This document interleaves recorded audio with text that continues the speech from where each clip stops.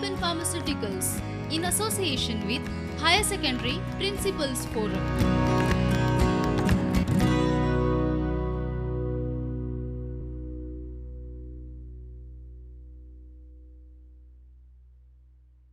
Hi everyone, a hearty welcome to all my 12th standard students and also the viewers of this sociology virtual lecture. Once again, this is Teacher Bambina Andrad from Jawaharlal Nehru Higher Secondary School, Fatodda, Margam. Well students, last time I had done with you all the lesson Market as a Social Institution. I hope all of you all have understood this lesson. So today we are going to learn about another very important chapter which carries 11 marks. So before I start the chapter, I would like to show you a slide. Now if you look at this slide, students, what do you find? You will find different types of people here, some two girls, poor girls, some people sitting in restaurants, a child here outside the restaurant, some children begging here. Then there are some school children enjoying school life. In contrast to that, we have a child who is burdened with work. Then down there we have somebody doing manual work. Then we have somebody in the office, somebody without job. Then there are rich families. There's a poor mother with a child. So what does all this tell us? What does this slide speak? This shows that there are a lot of inequalities in our society. So students, today we shall learn about the chapter patterns of social inequality and exclusion. Now, for most of us who are born in India, social inequality and exclusion are a part of life. We see beggars in the streets, on railway platforms and so on.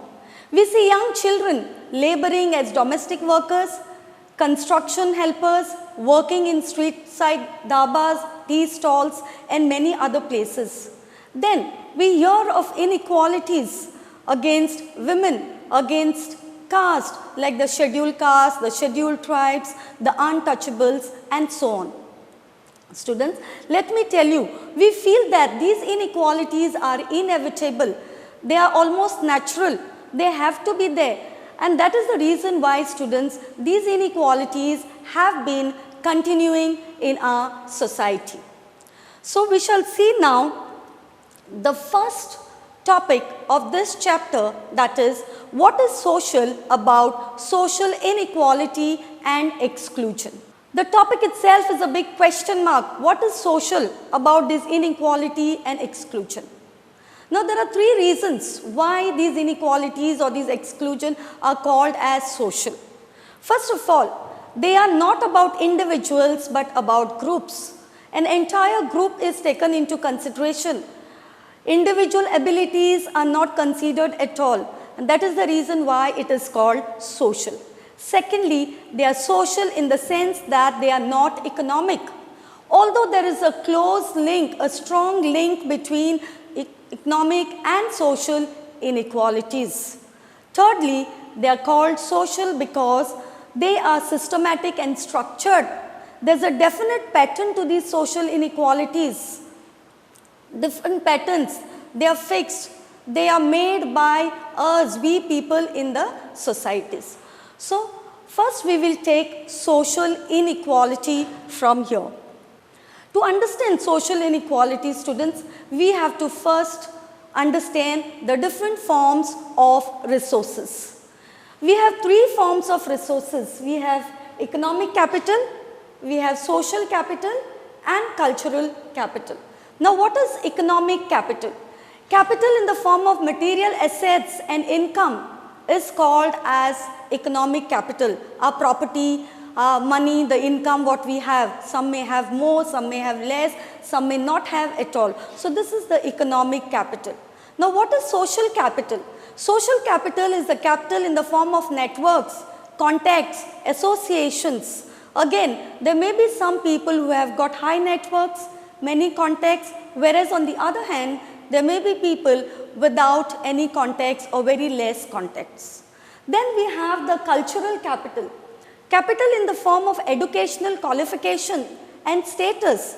Again here we have people with high status, high educational qualification, and then on the other side we have people with less qualification or no qualification at all.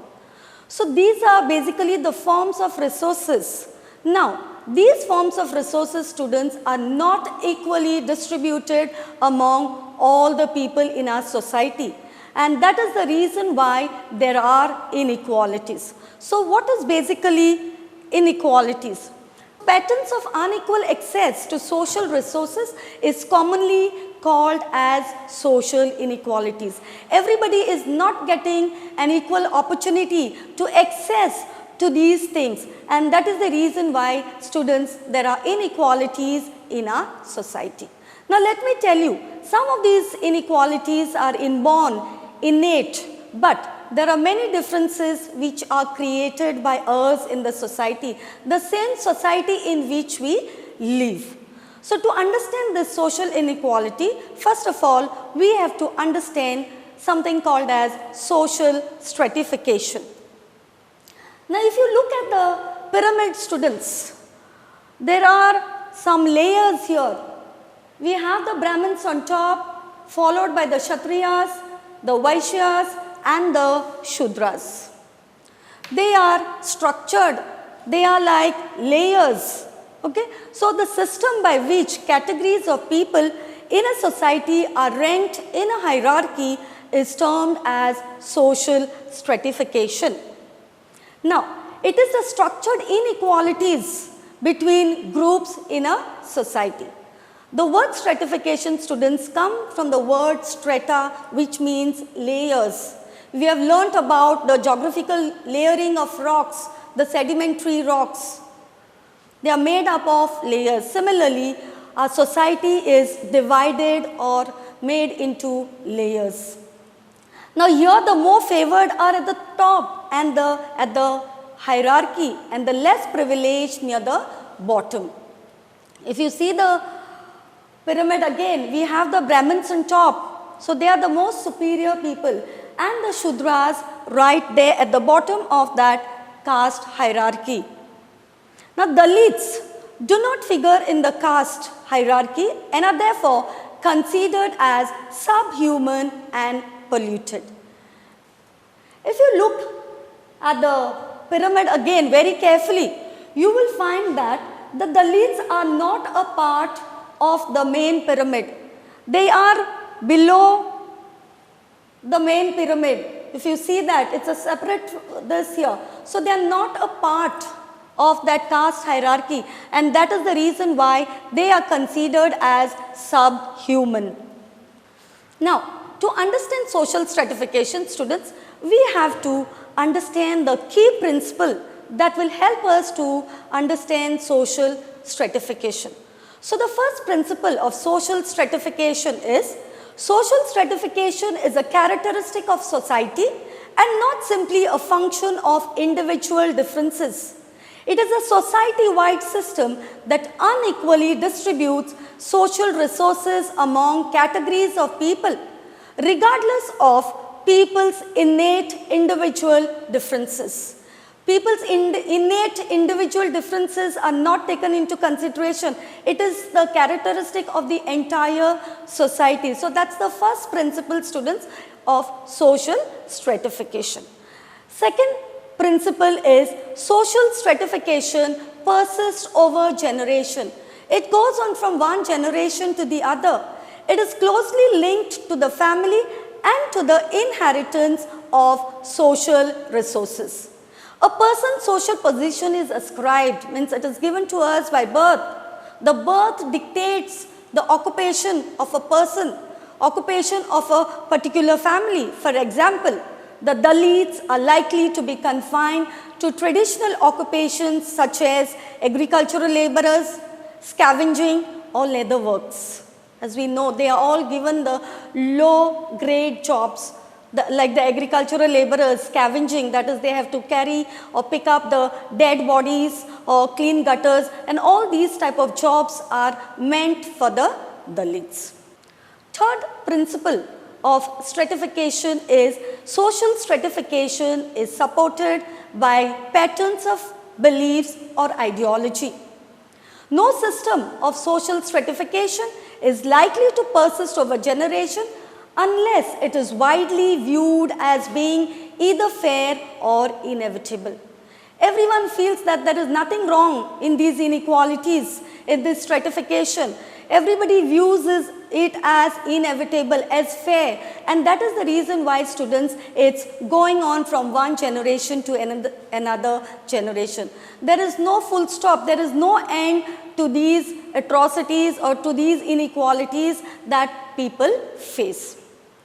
Now, the caste system is justified in terms of the opposition of purity and pollution, with the Brahmins designated as the most superior right on top of the pyramid and the Dalits as the most inferior. I said the Dalits are not a part of the caste hierarchy, they are much below that hierarchy, and that is the reason why they are considered as inferior.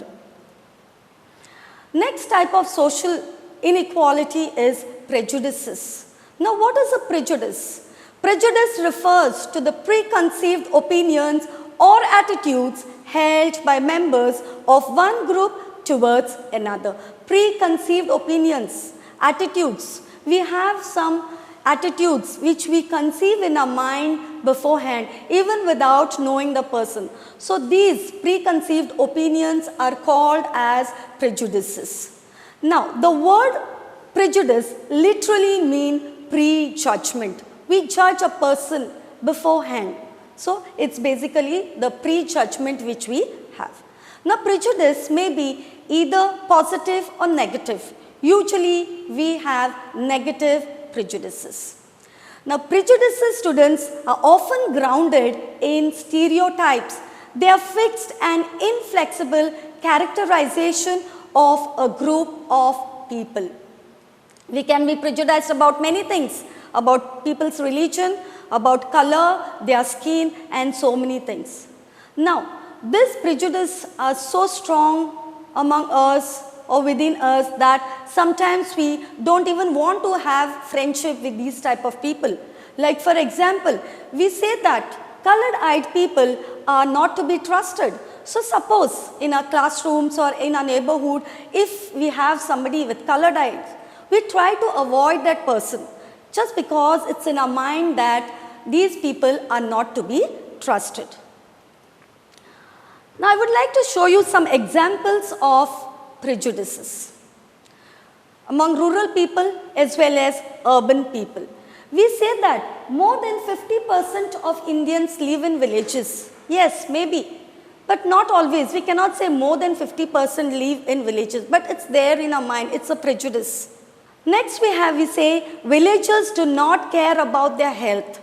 They are full of superstitions. Do you think so, students, that all villagers do not care for their health or they are superstitious? No, I don't think it is like that.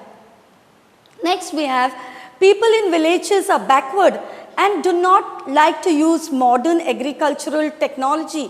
To some extent I would say yes, but not always. All people are not the same. Last we have villagers are forced to migrate to cities in search of job. Nobody has forced anyone. It is one's own wish to move to a village or a city or anywhere. But we have in mind, it's a prejudice that people want or are forced to migrate to cities in search of jobs. Now we shall see some prejudices about urban people. Life in the city is easy. People here are spoilt and lazy. Do you think so, students, that all people are lazy, all people are spoilt, or life is very easy? I don't think so. Life is so easy in the cities. But we have in mind, we judge these city people as spoilt, as lazy, and so on. Next we say in cities, families spend very little time with each other. May or may not be true. Thirdly, People in cities only care about money, not about people. Yes, sometimes it happens, but just because few people are like that, we cannot apply it to everyone belonging to the cities or living in the cities. Then we say, city people cannot be trusted. They are cunning and corrupt. All city people are not cunning. All city people are not corrupt. So we cannot again apply this to the entire population living in the cities.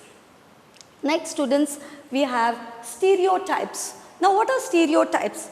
Again, stereotypes are fixed and inflexible characterization or images of a group of people.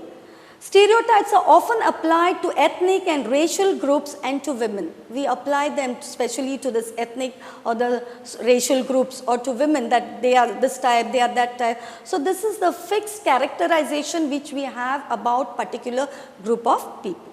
Now stereotypes fix the whole group into a single homogeneous category. It may be few people like that, but we categorize the entire group as one, as homogeneous. They refuse to recognize each person as a unique individual. They prevent us from doing certain things that we might otherwise be good at. Because of the stereotypes which are fixed in our minds, it stops us from doing some things which we are good at. Like for example, I will give you, some of the high secondaries have CRM, that is catering and restaurant management. Usually it is taken up by boys, but if a girl wants to take, the mother or the parents will say that is not for you, that is meant for boys. Or if somebody wants to take up, a boy wants to take up tailoring, the parents or the neighbors will say, no, that's not for you, that is for the girls. So these are stereotypes, like certain people should do certain type of jobs, or they are meant only for certain people, either a male or a female. So they are fixed in our mind. Some examples of stereotypes I would like to display here, students. You are a boy, boys don't cry. So usually when boys cry, suppose if a boy child falls and he starts crying, parents usually try to tell him, you must not cry. Only girls cry, you are a boy, you are a strong person. So even if the boy feels like crying because the others will laugh or because the parents will laugh, they suppress themselves. They do not cry. Secondly, they are soft-spoken and gentle. This is mostly applied to girls. Girls are supposed to be soft-spoken, supposed to be gentle. That job is not for you, you are a girl. That's what we mostly say. Like for example, a girl wants to become a pilot. The parents usually say, no, that's not your job. It's only meant for boys. So these are the stereotypes, students, which we have. Then is she okay in her mind? A girl especially, keeps on laughing all the time. So we think or we feel that that girl is not proper in her mind. He's a dumb child. He cannot be an engineer. So somebody who's not very good in studies, we say, how can he be an engineer? So that is the reason why the person, the boy or whoever, they stop. They do not go ahead in pursuing their career. We shall go on to the next topic, students. Now if you look at the slide, we find like up there we have some children sitting on the benches, some two children sitting down. Then down we have somebody doing manual job, a lady working in office, somebody without a job. In the third picture we see that the boy and the girl is fingering that a Negro. So what are all these? These are all differences. These are all discriminations which we do. Some maybe people belonging to a lower caste are not allowed to sit on the benches. There is racial discrimination there. Here there is job discrimination. So we are going to move on to our next topic, that is discrimination. Now what is discrimination?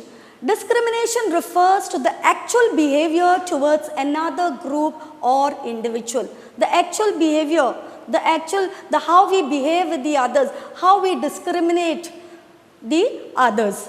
Discrimination can be seen in practices that disqualify members of one group from opportunities open to the others. For example, a person is refused a job because of their gender or religion or even caste.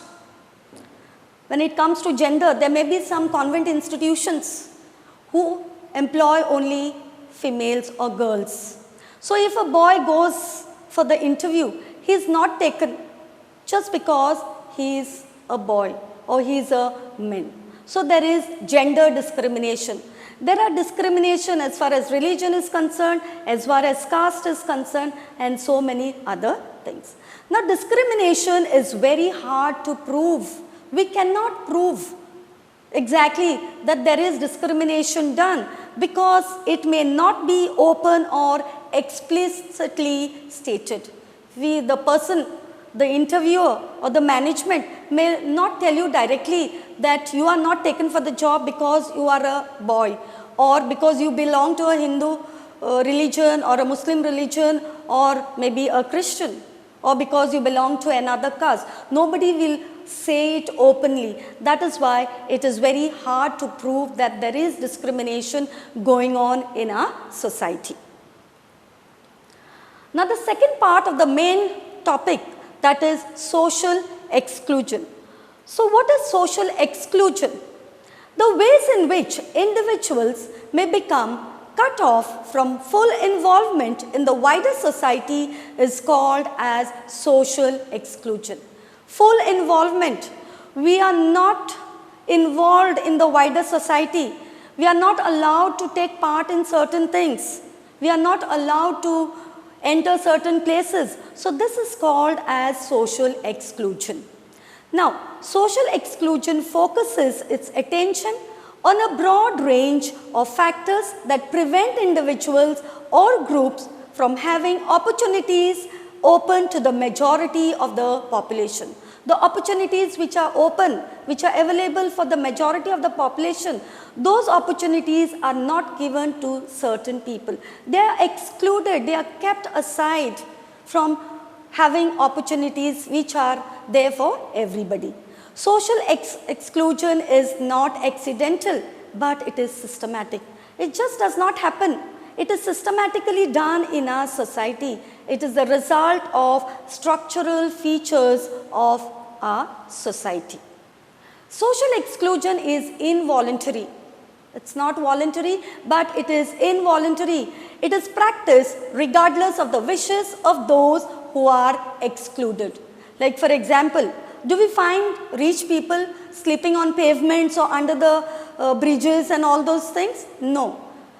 So that means, are they excluded from using the pavements? No. So it is involuntary. Social exclusion is involuntary.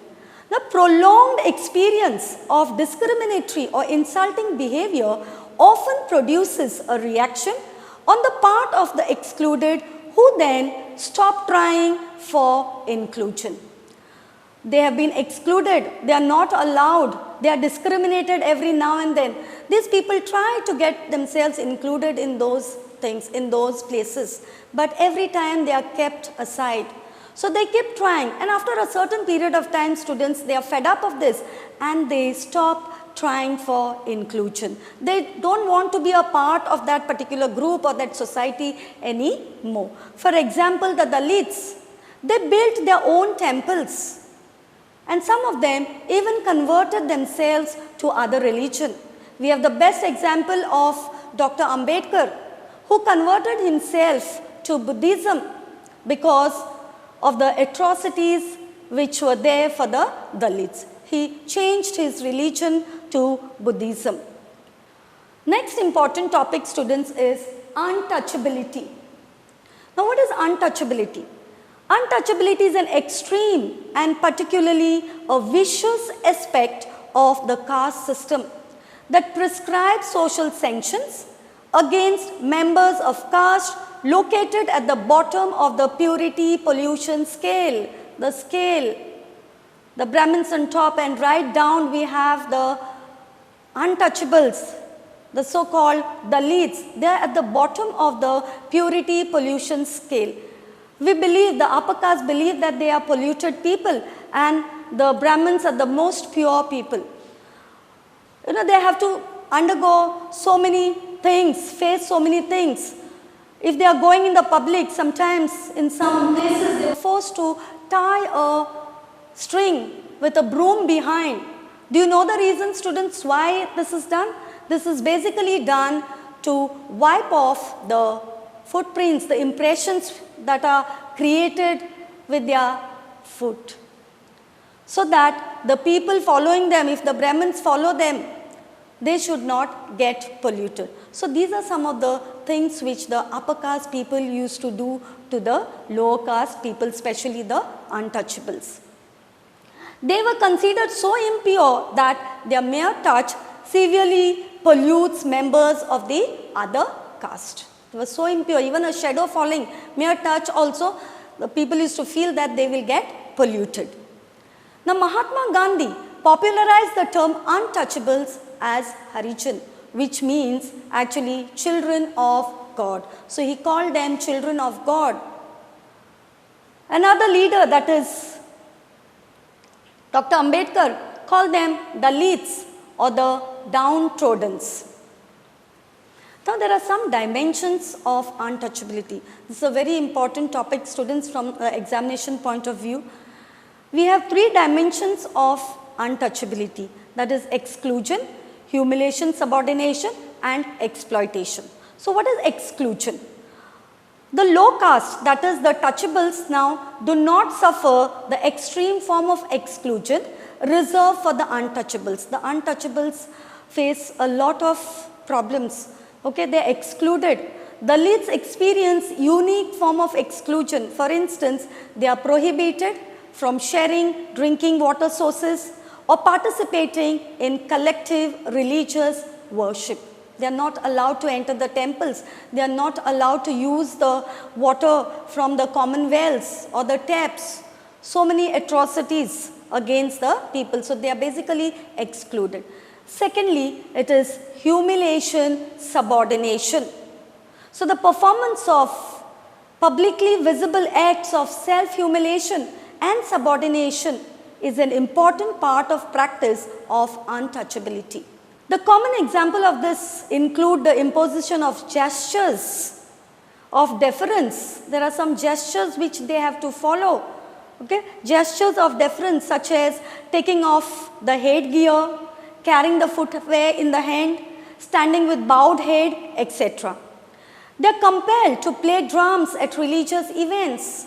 If you know, here in Goa, the Mahars are asked to play the drums at religious functions for funerals and all. The Mahars, both in the Christian community as well as in the Hindu community, these are the people who play the drums for the religious events.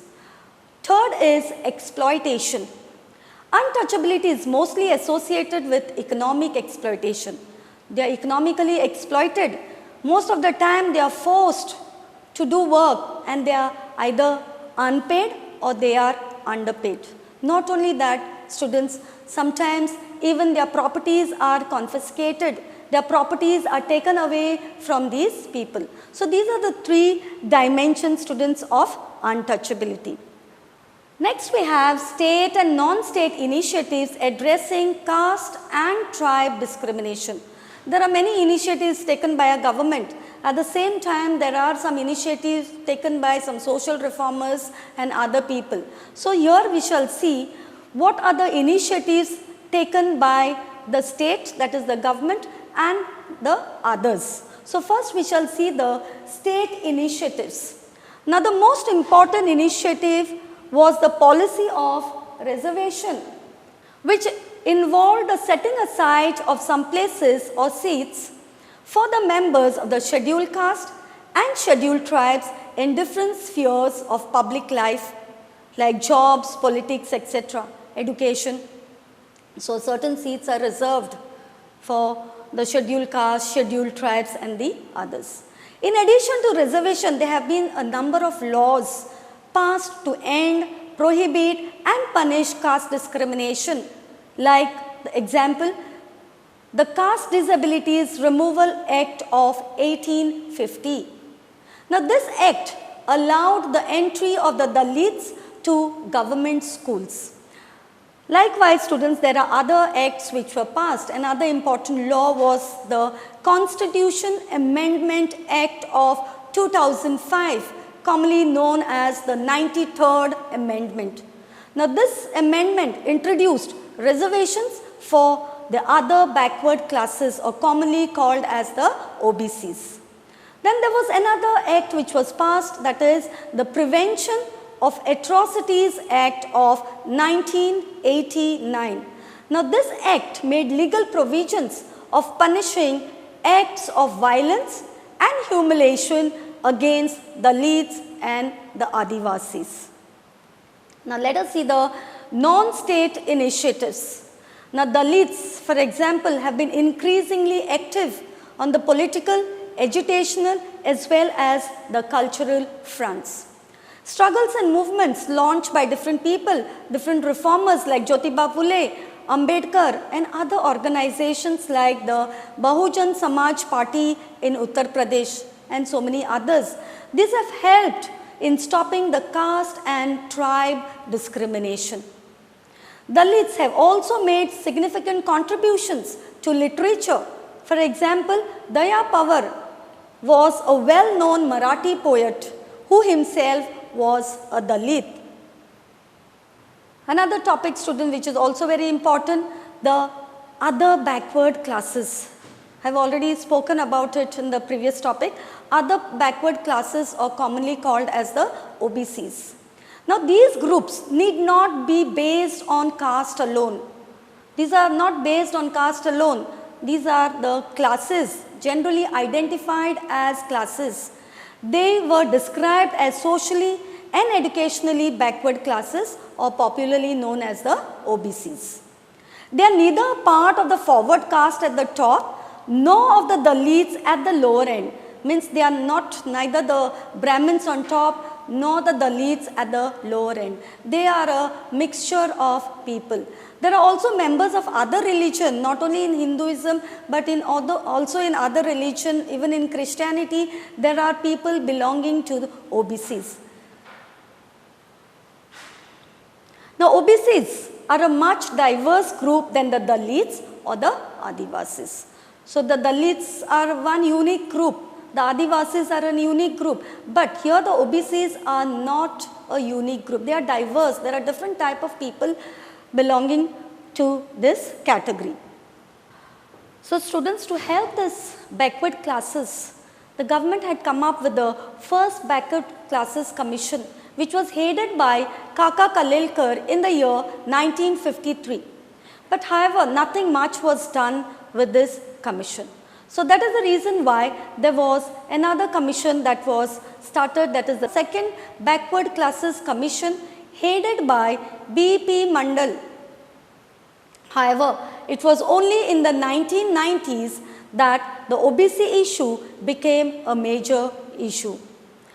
After almost 46 years of independence, the OBC got recognition as a separate group of people for the purpose of 27% reservation in services in the Government of India undertakings as well as other public sector undertakings.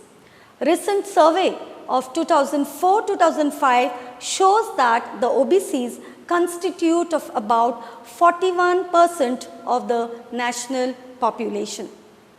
Next topic, we have the Adivasi struggles. Now, like the scheduled caste, the scheduled tribes are also groups recognized by the Indian Constitution as specially marked by poverty, powerlessness and social stigma. The Janna or the tribes were believed to be people of the forest. The economic and social conditions are usually worse than the non-tribals. Now, during the colonial rule, students, the government reserved most forest tracts for their own use. With this policy, the Adivasis were denied of their livelihood. They could not enter the forest since they were reserved by the government. You know that the Adivasis are totally dependent on the forest for their livelihood. Now, since they were denied access to this forest, it also denied them of their livelihood.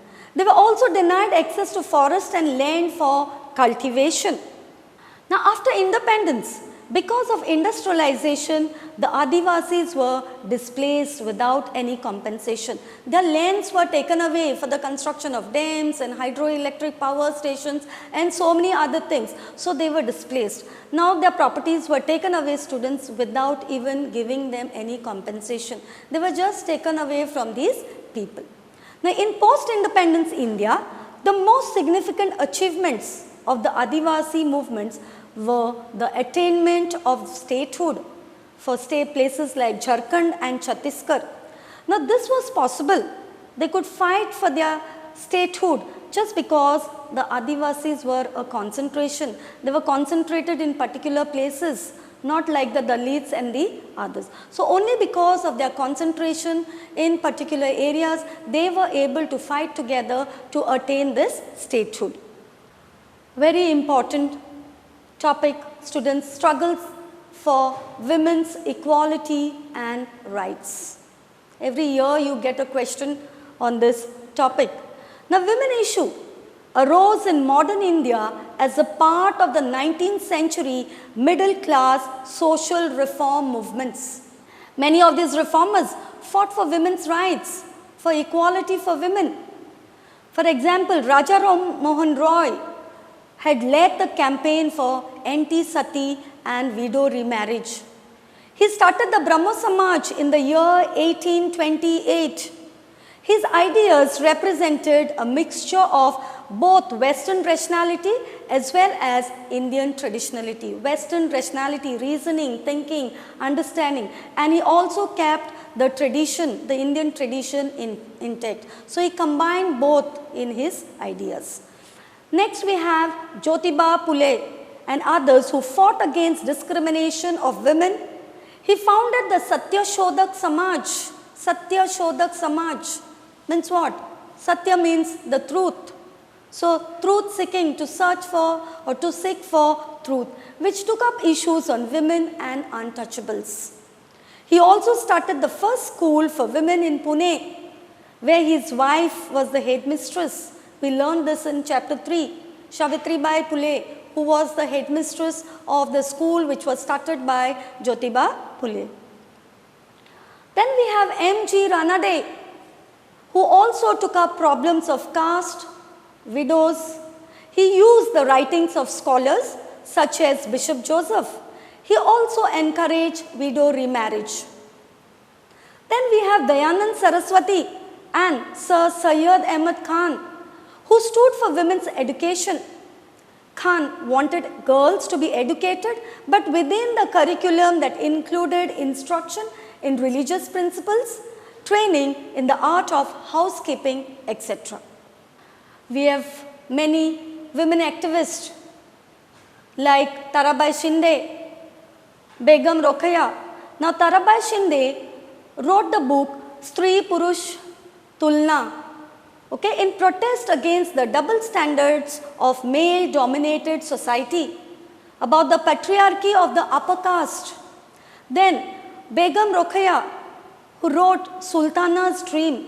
She was a Bengali, a Muslim woman who fought for women. In Goa also, students, we have many organizations. I would name two organizations. We have an organization by the name Bailanso Sad and Bailanso Ekot. Now these organizations, they try to help women in distress, women who are harassed by their in-laws or by their husbands because of dowry or so many other issues. So these organizations mostly help the women in Goa. Then the Karachi session, students, of the Indian National Congress issued a declaration on the fundamental rights of citizenship in India, whereby it committed itself to women's equality. We'll move on to our next topic, students. The differently abled are not disabled only because they are physically or mentally impaired, but also because the society is built in a manner that does not cater to their needs. When I say does not cater to their needs, I have put a picture in the background. There's a wheelchair and a staircase shown there in the picture. What does that signify? It tells us that a person who was using the wheelchair wanted to maybe climb the steps. is being helped by somebody to climb up the steps. He could not take the wheelchair up. So our society does not have infrastructures which will help these type of people. Our society is not built in a manner. It does not cater to these people's needs. That is why they are all the more handicapped. That is the reason why they are all the more stuck in that particular position in which they are. Now we use different labels, students, for these type of people like disability, handicapped, crippled, blind, deaf, and so many terms we use synonymously. We even use words like bechara, poor thing. When we see some blind person or a person who cannot walk properly, we say bechara, poor thing, when we have pity on these people.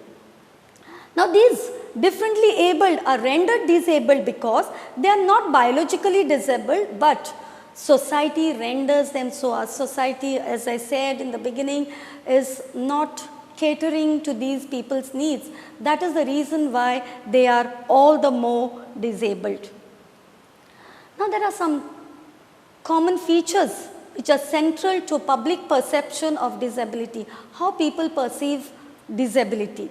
Firstly, it is said that disability is understood as a biologically given.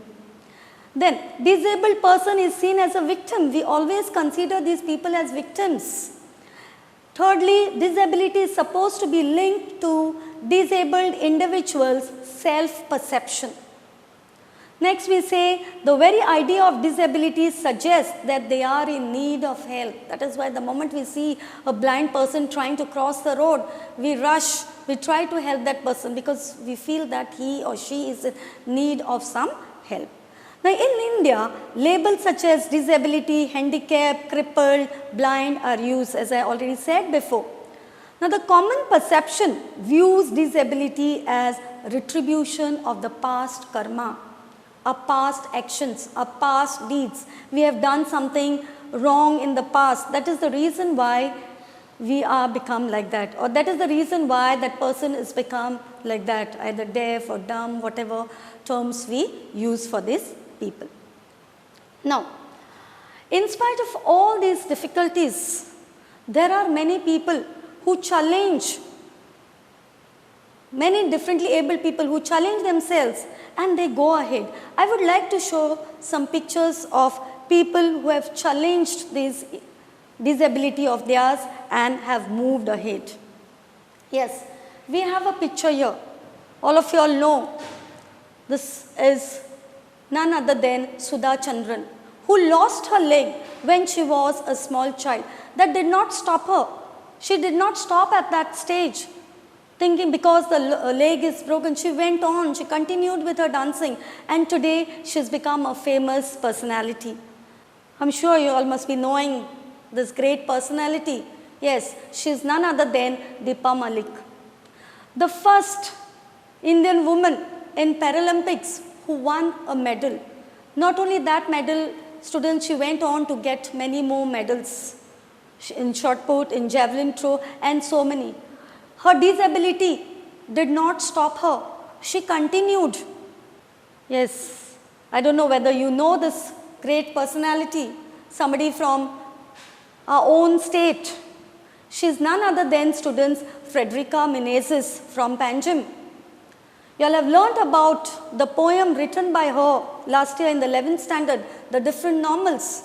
So if you look at her, you will find that you will say how she can write this poem, and even in the poem she has said that, but she has crossed all the hurdles and have become a great writer, a great poet. So these are some of the people, students, who have overcome their disability and have excelled in life, have become famous in life. Now there is a small relationship between disability and poverty. This small topic is sometimes asked as a short answer of 2 marks or 3 marks. So the relationship between disability and poverty. Now as we see, there is a close relationship between disability and poverty. Now what is that? If you see malnutrition, mothers weakened by frequent childbirth, inadequate immunization programs, accident in overcrowded homes, All these have contributed to the incidence of disability among the poor people. Secondly, on the other hand now, disability has also created poverty by increasing isolation and economic strain, not just for the individual but for the entire family. When these people are disabled, they cannot work, they cannot earn any income, so they are sometimes a burden not only for themselves but even for the family. They cause an economic strain. So with the students, we come to the explanation part of this chapter. Now let us see some of the questions, likely questions from examination point of view. Now we have some objective types of questions. I'll go through them quickly. First we have patterns of unequal access to social resources are commonly called as social inequalities. Second, the system by which categories of people in a society are ranked in a hierarchy is termed as social stratification. Third, the preconceived opinions or attitudes held by members of one group towards another is called as prejudice. Prejudice literally means prejudgment. Fifth, the ways in which individuals may become cut off from full involvement in wider society is called as social exclusion. Then sixth, we have Mahatma Gandhi popularized the term Harijan, which literally means children of God. It can be asked either way. The term Dalit literally means downtrodden. Then the first Backward Classes Commission was headed by Kaka Kalelkar in the year 1953. The second Backward Classes Commission was headed by P. Mandal. Next we have Rajaram Mohan Roy started the Brahmo Samaj in the year 1828. It can be asked either ways. The chief architect of the Indian Constitution was Dr. B.R. Ambedkar. 12th, Dr. Ambedkar converted himself to Buddhism. These are some of the questions, short as well as long answers. What is social about social inequality and exclusion? Then we have write a note on prejudice. What are stereotypes? What is discrimination? Explain the features of social exclusion. Explain the key principles or features that help to explain social stratification. Write a note on untouchability, or it can also be asked as what are the dimensions of untouchability. Explain the government initiatives to stop caste and tribe discrimination, or it can be asked in another way. Explain the state and non-state initiatives addressing caste and tribe discrimination. Then we have write a note on the other backward classes. 10th question, explain the struggles for women's equality and rights. It can be also asked as what are the major issues taken up by women over its history, or examine the contribution made by the social reformers towards women's equality and rights. 11th question, explain the struggles of the differently abled, or state the features of the differently abled. Explain the declaration of the Karachi session. Analyze the Adivasi struggle for existence. Last we have, there's a close relationship between disability and poverty. Explain. With this, students, I come to the end of today's lecture. I hope all of you all have understood. Thank you so much. God bless you all. Stay home, stay safe. Prudent Scholars, powered by Lupin Pharmaceuticals. अब आपकी सुरक्षा आपके हाथों में। ल्यूपी safe hand sanitiser, आपका और Chennai super Kings का first line of defence. अब आपकी सुरक्षा आपके हाथों में। ल्यूपी सेफ हैंड सैनिटाइजर, आपका और चेन्नई सुपर किंग्स का फर्स्ट लाइन ऑफ डिफेंस। अब आपकी सुरक्षा आपके हाथों में। ल्यूपी सेफ हैंड सैनिटाइजर, आपका और चेन्नई सुपर किंग्स का फर्स्ट लाइन ऑफ डिफेंस।